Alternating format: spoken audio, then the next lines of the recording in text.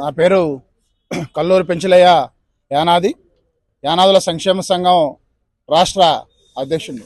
ఏదైతే ఈ రాష్ట్రంలో దాదాపు 10 లక్షల పైచిలకు యానాదులు ఈ రాష్ట్రంలో ఉన్నారు. ఏదైతే ఎస్టీ జనాభాలో 20% జనాభా ఉన్నటువంటి యానాదులకు నేటికి అన్ని రంగాల్లో అన్యాయం జరుగుతూ ఉంది. ఆర్థికంగా అన్యాయం జరుగుతూ ఉంది, సామాజికంగా అన్యాయం జరుగుతూ ఉంది. అదేవిధంగా ఇతర విద్యా సమస్యల విషయంలో, ఉపాధి విషయంలో, ఉద్యోగం విషయంలో అన్ని విషయాల్లో అన్యాయం జరుగుతూ ఉంది అనేటువంటి విషయాన్ని ఈ సందర్భంగా మేము తెలియజేస్తా ఉన్నాం. ఈ నేపథ్యంలో ఏదైతే గౌరవ సుప్రీంకోర్టు జడ్జిమెంట్ ఇచ్చింది ఆగస్టు 1వ తేదీన, రాష్ట్ర ప్రభుత్వాలు ఎస్సీ ఎస్టీ వర్గీకరణను చేసుకోవచ్చు అని చెప్పి గౌరవ సుప్రీంకోర్టు జడ్జిమెంట్ ఇచ్చింది. ఆ జడ్జిమెంట్ ప్రకారము రాష్ట్ర ప్రభుత్వము ఎస్సీ వర్గీకరణ బిల్లును అసెంబ్లీలో పెట్టింది. మరి ఎస్టీ వర్గీకరణకు సంబంధించి ఎందుకు ఈ ప్రభుత్వం చర్యలు తీసుకోదని చెప్పి మేము ఈ సందర్భంగా ప్రశ్నిస్తా ఉన్నాం. ఎందుకంటే ఏదైతే ఇప్పటికీ యానాదులు వెనకబడి ఉన్నారో, మరి యానాదులు అభివృద్ధి చెందాలంటే ఏదైతే డాక్టర్ బాబాసాహెబ్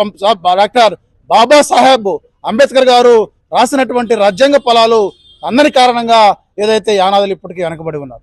ఏదైతే గిరిజన తెగల్లో అభివృద్ధి చెందినటువంటి జాతులు ఏదైతే యానాదులకు రావాల్సినటువంటి రిజర్వేషన్ ఫలాలన్నిటి కూడా అనుభవిస్తూ ఉన్నారు.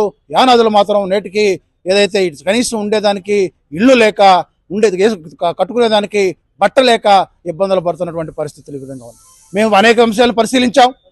ఏదైతే విద్యా సంస్థల్లో సీట్ల విషయంలో అన్యాయం జరుగుతూ ఉంది, ఉద్యోగాల విషయంలో అన్యాయం జరుగుతూ ఉంది, ఉపాధి విషయంలో అన్యాయం జరుగుతూ ఉంది, రాజకీయంగా అన్యాయం జరుగుతూ ఉంది.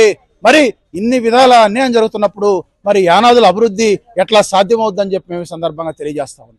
ఏదైతే మాకున్నటువంటి గిరిజన రిజర్వేషన్ 6%లో కనీసం 2% యానాదులకు రావాలి. కనీసం 0.3 శాతం కూడా యానాదులు లబ్ధి పొందలేకపోతా ఉన్నారు.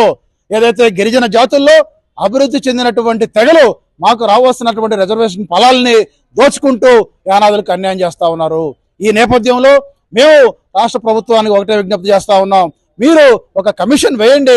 ఈ కమిషన్ ద్వారా ఈ రాష్ట్రంలో యానాదుల పరిస్థితి ఏంటి, ఉద్యోగాల్లో యానాదుల పరిస్థితి ఏంటి, అలాగే ఉపాధి విషయంలో యానాదుల పరిస్థితి ఏంటి, రాజకీయంగా యానాదుల పరిస్థితి ఏంటి, అభివృద్ధి విషయంలో యానాదుల పరిస్థితి ఏంటి అనేటువంటి విషయాల మీద ఒక సర్వే చేసి ఆ యొక్క సర్వే నివేదికను తెప్పించుకొని తద్వారా యానాదులకు జరుగుతున్నటువంటి అన్యాయాన్ని సరిదిద్దమని మేము ప్రభుత్వాన్ని విజ్ఞప్తి చేస్తా ఉన్నాం. అలాగే ఏప్రిల్ 14వ తేదీన యానాది రిజర్వేషన్ పోరాట సమితిని ప్రకటించబోతా ఉన్నాం. ఆ రోజు ఏదైతే ఎస్టీ వర్గీకరణకు సంబంధించినటువంటి కార్యాచరణ మా యొక్క అజెండా